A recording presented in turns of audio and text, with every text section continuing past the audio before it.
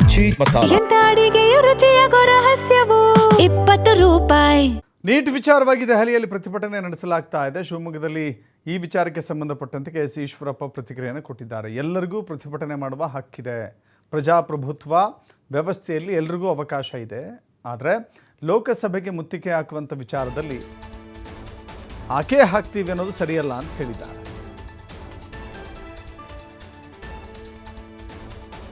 ಲೋಕಸಭೆಗೆ ಮುತ್ತಿಗೆ ಹಾಕ್ತೀವಿ, ಪೊಲೀಸರ ಮೇಲೆ ಕಲ್ಲು ತೂರ್ತೇವೆ ಅನ್ನೋದು ಸರಿಯಲ್ಲ. ಅದನ್ನು ನಾನು ಉಗ್ರವಾಗಿ ಖಂಡಿಸ್ತೇನೆ.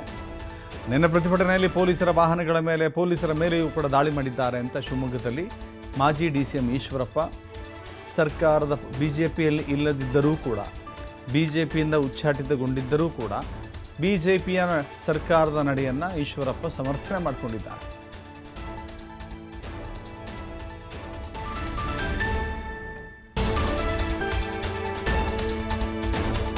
ನಲ್ಲಿ ನಡೀತಾ ಇರುವಂಥ ಘಟನೆ ಕರ್ನಾಟಕ ರಾಜ್ಯದಲ್ಲಿರ್ಬೋದು, ದೇಶದಲ್ಲಿರ್ಬೋದು, ಪ್ರಜಾಪ್ರಭುತ್ವ ವ್ಯವಸ್ಥೆಯಲ್ಲಿ ಯಾವುದೇ ವಿಚಾರವನ್ನು ಪ್ರತಿಭಟನೆ ಮಾಡೋದಕ್ಕೆ, ವಿರೋಧ ಮಾಡೋದಕ್ಕೆ ಅವಕಾಶ ಇದೆ.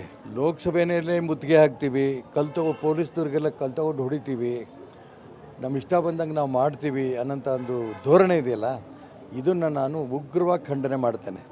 ಪ್ರತಿಭಟನೆ ಮಾಡೋಕ್ಕೂ ಒಂದು ವ್ಯವಸ್ಥೆ ಇದೆ. ನೀವು ಪೊಲೀಸ್ ಇಲಾಖೆ ಅನೇಕ ಅಧಿಕಾರಿಗಳಿಗೆ ಹೊಡೆತ ಬಿದ್ದು ಪೊಲೀಸ್ ಸ್ಟೇಷನ್ಗೆ ತಲುಪಿರೋದು ನೋಡಿದ್ರೆ ನಾವು ಪ್ರಜಾಪ್ರಭುತ್ವ ವ್ಯವಸ್ಥೆಯಲ್ಲಿ ಇದ್ದೀವೋ ಅಥವಾ ಕೆಲವು ಗೂಂಡಾ ವ್ಯವಸ್ಥೆಗೆ ಬೆಂಬಲ ಕೊಡ್ತೀವೋ ಅಂತ ಅನುಮಾನ ಬರ್ತೈತೆ. ಈ ದಿಕ್ಕಿನಲ್ಲಿ ನಾನು ತುಂಬ ಸ್ಪಷ್ಟವಾಗಿ ಈ ದೇಶದ ಪ್ರಧಾನಮಂತ್ರಿ ನರೇಂದ್ರ ಮೋದಿ ಅವರಿಗೆ ಹೇಳೋಕ್ಕೆ ಇಷ್ಟಪಡ್ತೇನೆ. ಬಗ್ಗೆ ಕೆಲವರಿಗೆ ಅಸಹ್ಯ ಹುಟ್ಟುತ್ತಾ ಇದೆ, ಕೆಲವು ಸಮಾಧಾನ ಇಲ್ಲ. ಅದನ್ನು ಈ ರೀತಿ ಕೆಲವು ಗೂಂಡಾಗಿರಿಯನ್ನು ಬಳಸ್ಕೊಂಡು ಈ ರಾಜ್ಯದಲ್ಲಿ, ದೇಶದಲ್ಲಿ ಈ ರೀತಿ ಮಾಡೋಂಥ ಪ್ರಯತ್ನ ಮಾಡ್ತಿದ್ದಾರೆ. ಇದು ಯಾವುದೇ ಕಾರಣಕ್ಕೂ ನೀವು ಹೆದರಬೇಡಿ. ಇಡೀ ದೇಶದ ದೇಶಭಕ್ತರು ನರೇಂದ್ರ ಮೋದಿಯವ್ರ ಜೊತೆ ನಾವು ಇದ್ದೀವಿ ಅನ್ನೋಂಥ ಅಂಶವನ್ನು ಹೇಳೋಕ್ಕೆ ಇಷ್ಟಪಡ್ತೇನೆ.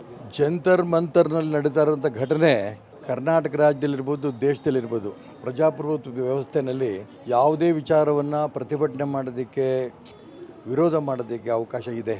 ಲೋಕಸಭೆಯಲ್ಲೇ ಮುತ್ತಿಗೆ ಹಾಕ್ತೀವಿ, ಪೊಲೀಸ್ನವ್ರಿಗೆಲ್ಲ ಕಲ್ತಗೊಂಡು ಹೊಡಿತೀವಿ, ನಮ್ಮ ಇಷ್ಟ ಬಂದಂಗೆ ನಾವು ಮಾಡ್ತೀವಿ ಅನ್ನೋಂಥ ಒಂದು ಧೋರಣೆ ಇದೆಯಲ್ಲ, ಇದನ್ನು ನಾನು ಉಗ್ರವಾಗಿ ಖಂಡನೆ ಮಾಡ್ತೇನೆ. ಪ್ರತಿಭಟನೆ ಮಾಡೋಕ್ಕೂ ಒಂದು ವ್ಯವಸ್ಥೆ ಇದೆ.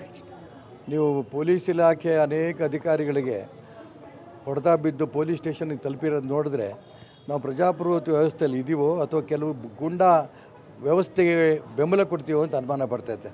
ಈ ದಿಕ್ಕಿನಲ್ಲಿ ನಾನು ತುಂಬ ಸ್ಪಷ್ಟವಾಗಿ ಈ ದೇಶದ ಪ್ರಧಾನಮಂತ್ರಿ ನರೇಂದ್ರ ಮೋದಿ ಅವರಿಗೆ ಹೇಳೋಕ್ಕೆ ಇಷ್ಟಪಡ್ತೇನೆ.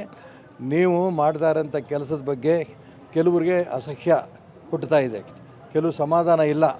ಅದನ್ನು ಈ ರೀತಿ ಕೆಲವು ಗೂಂಡಾಗಿರಿಯನ್ನು ಬಳಸ್ಕೊಂಡು ಈ ರಾಜ್ಯದಲ್ಲಿ, ದೇಶದಲ್ಲಿ ಈ ರೀತಿ ಮಾಡೋಂಥ ಪ್ರಯತ್ನ ಮಾಡ್ತಿದ್ದಾರೆ. ಇದು ಯಾವುದೇ ಕಾರಣಕ್ಕೂ ನೀವು ಹೆದರಬೇಡಿ. ಇಡೀ ದೇಶದ ದೇಶಭಕ್ತರು ನರೇಂದ್ರ ಮೋದಿಯವ್ರ ಜೊತೆ ನಾವು ಇದ್ದೀವಿ ಅನ್ನೋಂಥ ಅಂಶವನ್ನು ಹೇಳೋಕ್ಕೆ ಇಷ್ಟಪಡ್ತೇನೆ. ಜಂತರ್ ಮಂತರ್ ದೆಹಲಿಯಲ್ಲಿ ನಡೆದಿರುವಂಥ ಲಾಠಿ ಚಾರ್ಜ್, ಅಶ್ರುವಾಯು ಸಿಡಿತ, ಇದರಿಂದ ದೇಶಕ್ಕೆ ದೇಶವೇ ಒಂದು ರೀತಿ ನಮ್ಮ ದೇಶದಲ್ಲಿ ಪ್ರಜಾಪ್ರಭುತ್ವ ಇಲ್ವಾ, ಸಂವಿಧಾನ ಇಲ್ವಾ, ಹೋರಾಡುವ ಹಕ್ಕಿಲ್ವಾ, ಹೋರಾಟ ಮಾಡುವಂಥ, ಪ್ರತಿಭಟನೆ ಮಾಡುವಂಥ ಹಕ್ಕಿಲ್ವಾ, ಇಷ್ಟು ದಿನಗಳಿಂದ ಶಾಂತಿಯುತವಾಗಿ ಉಪವಾಸ ಸತ್ಯಾಗ್ರಹ ಮಾಡಿದಂಥ ಈ ಉಪವಾಸ ಸತ್ಯಾಗ್ರಹ ಮಾಡುವ ಸಂದರ್ಭದಲ್ಲಿಯೂ ಕೂಡ ಈ ರೀತಿ ಪೊಲೀಸರು ಅಟ್ಯಾಕ್ ಮಾಡಿ ಹೊಡೆದಿದ್ದು ಯಾಕೆ?